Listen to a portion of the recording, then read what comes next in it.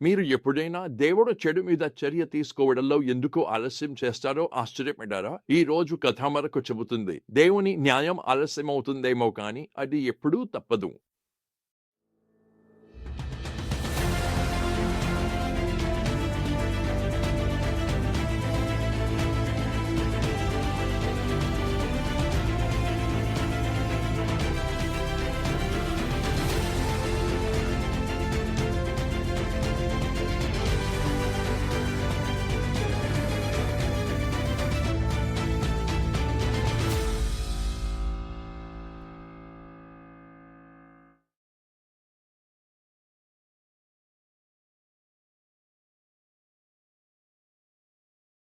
ఈ కథ యెహూ ఇశ్రాయేలు రాజుగా అభిషేకించేందుకు తొందరగా వెళ్లడం ద్వారా ప్రారంభమవుతుంది. అహాబు వంశాన్ని నాశనం చేయాలని ప్రత్యేక ఆదేశాలతో.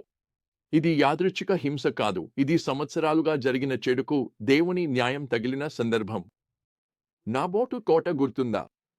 దేవుని ప్రవక్తలపై హింస గుర్తుందా? ఇప్పుడు ఆ పాపానికి ఖాతా చెల్లించాల్సిన సమయం.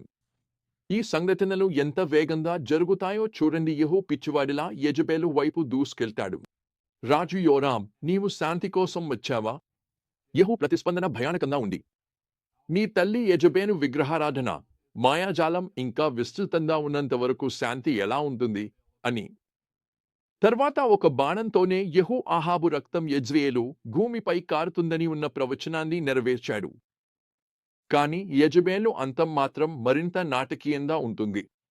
మరణాన్ని ఎదుర్కొంటున్న ఆమె గర్వం నిలిచింది. ఆమె మేకప్ వేసుకుంటుంది, జుట్టు సరిచేసుకుంటుంది, యెహోను ఒక మునుపటి తిరుగుబాటుదారుడితో పోల్చి బెదిరించడానికి ప్రయత్నిస్తుంది. అదే సమయంలో ఆమె సేవకులు ఆమెను కిటికీ నుంచి తోశారు. ఆమెను పాతక వెళ్ళగా మిగతా ముక్కలే కనుగొన్నారు.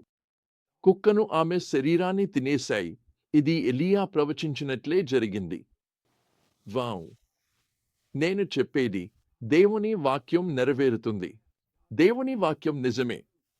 ఈ తీర్పు అగ్నిప్రమాదంలా వ్యాపిస్తుంది. అహాబు కుమారుల్లో 70 మంది చనిపోయారు. యూదా రాజవంశానికి 42 యువరాజులు కూడా మరణించారు.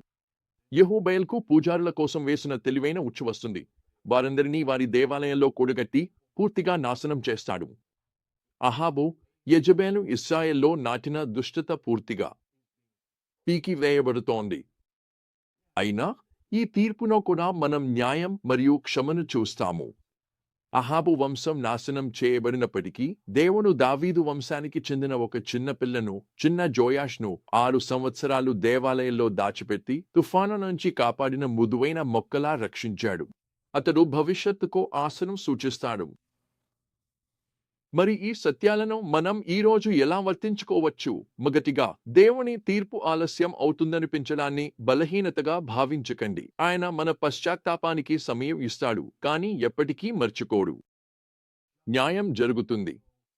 రెండవది, మన ఎంపికలు మనకంటే ఎక్కువగా ప్రభావితం చేస్తాయని గుర్తించండి. అవి తరాలపై ప్రభావం చూపవచ్చు. మూడవది, ఎంతటి అధికారమో స్థానం ఉన్నా దైవ న్యాయాన్ని తప్పించుకోలేమని అర్థం చేసుకోండి. నాలుగవది, గర్వం మనలను రాబోయే తీర్పు నుంచి అందులను చేస్తుంది. జెజబెల్ పశ్చాత్తాపం చేయాల్సిన సమయంలో మేకప్ వేసుకున్నట్లుగా. చివరిగా, తీర్పులోనూ దేవుడు తన వాగ్దానాలను నిలబెట్టుకుంటారని, దావీదుతో చేసిన ఒప్పందం కోసం ఒక మిగిలిన వర్గాన్ని కాపాడుతారని గుర్తుంచుకోండి. ఈ సంఘటనలు రక్షకుడి కోసం మన అత్యవసరం చూపిస్తాయి. పాపానికి ఫలితం మరణమే. ఈ కథలో మనకు స్పష్టంగా కనిపిస్తుంది. మనం పాపం చేశాము. కానీ దేవునికి కృతజ్ఞతలు, క్రీస్తు ద్వారా తీర్పు మన స్థానంలో మరొకరిపై పడింది. అది యెహూపై పడింది. చూడండి, బైబిల్ మొత్తం ఒక గొప్ప కథ. దానిలో ఒకే దారంగా ఒక సూత్రధార ఉంది.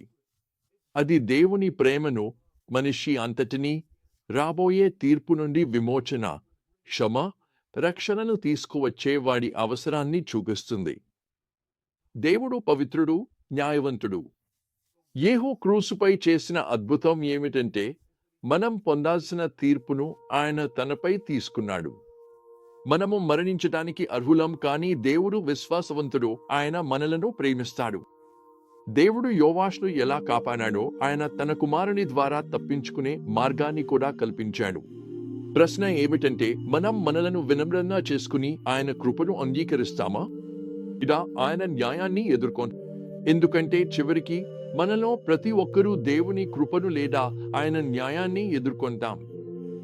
ఎంపిక మనదే, కానీ దాని ఫలితాలు శాశ్వతమైనవే.